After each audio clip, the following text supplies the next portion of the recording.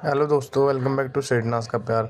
मैं आपके लिए लेके आया हूँ सीक्रेट रूम का ऐसा इंसिडेंट देखा जो आपने इससे पहले कभी भी नहीं देखा।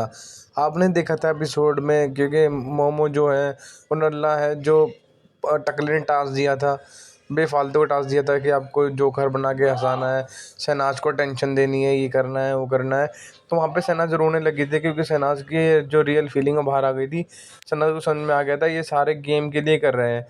तो यहाँ पे देखिए उसके बाद का ये एक्सलर्ट का है। तो यहाँ पे देखिए जो मोमो है अपने क्लेरिफाई कर रही होती है कि मैंने ऐसे कुछ नहीं किया, मैं तेरे को दिल से कर रही थी, मैं अपने उससे कर रही थी, मैंने कोई तेरे को गेम के लिए नहीं किया।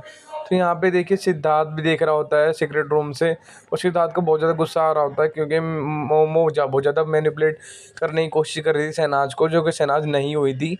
बट मोमो अपना बेस्ट ट्राई कर रही थी कि मैं तो बहुत अच्छी हूँ, मैं तेरे लिए खड़ी हूँ, जब भी तेरे को ज़रूरत पड़ेगी मैं हमेशा हूँ तेरे लिए।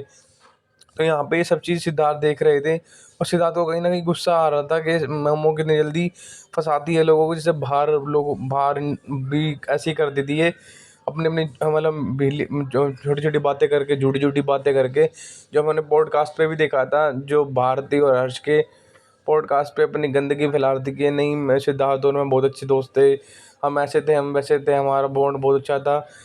और जो लड़की थी हमारे साइड पे आती थी, जो मेरी नीज थी, मतलब कुछ भी, मतलब कुछ और, मतलब कुछ भी बोलती है ये, क्योंकि अब सिद्धांत है नहीं, कोई क्लियरिफाई करने के लिए है नहीं। तो जो इसका मन करेगा वो ये बोल रही है। अब बात रही यहाँ की, यहाँ पे देखिए शहनाज को बहुत ज़्यादा, क्योंकि शहनाज को बहुत ज़्यादा मिस कर रही सिद्धार्थ को है, क्योंकि सिद्धार्थ इस टाइम यहाँ पे नहीं थे। और शहनाज बहुत ज़्यादा रो रही थी, बहुत ज़्यादा डिप्रेशन में चली गई थी, और बहुत ज़्यादा सैड सैड अकेले अकेले रहती थी। जबकि दूसरी तरफ जो है छिपकली बड़े होठ वाली और मस्ती कर रही थी, दो दो लड़कों से लिपट रही चिपट रही थी। अब बट आके वो पारस, जैसे ही पारस घर में आया वो बहुत सती सावित्री बन गई, जैसे उसने तो कुछ किया ही नहीं। बट सिद्धार्थ ने देख के भी अनदेखा कर दिया। मुझे ये चीज़ अच्छी समझ में नहीं आई सिद्धार्थ ने ऐसा क्यों किया, कि सीक्रेट रूम में सिद्धार्थ ने सब कुछ देख लिया था कि जो चिपकली है बड़े होठ की, उन्होंने क्या क्या किया है। बट फिर भी शहनाज पे सारे एलिगेशन लगा रहे थे कि तू किसी की सगी नहीं है, तू ये है, तू वो है, तो करेक्टरलेस है, सब ऐसे शहनाज को बोल रहे थे। बट बड़े होठ की जो सर्जरी करा के बाहर आई है, इतने बड़े बड़े होठ है इसके, उसको किसी ने नहीं बोला। अपने होठों में पता नहीं क्या गुलदस्ता फिट करवा रखा है।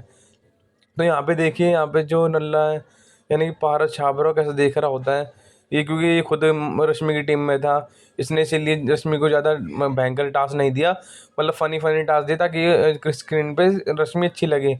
इसकी स्ट्रैटेजी थी, क्योंकि सिद्धार्थ को भी पता था कि सिद्धार्थ बहुत ज़्यादा बीमार हो गए थे, और सिद्धार्थ बिल्कुल बेड से उठ नहीं पा रहे थे, आँख नहीं खोल पा रहे थे हैं, और उसके बावजूद भी सिद्धार्थ देखो कितनी केयर कर रहे थे शहनाज की।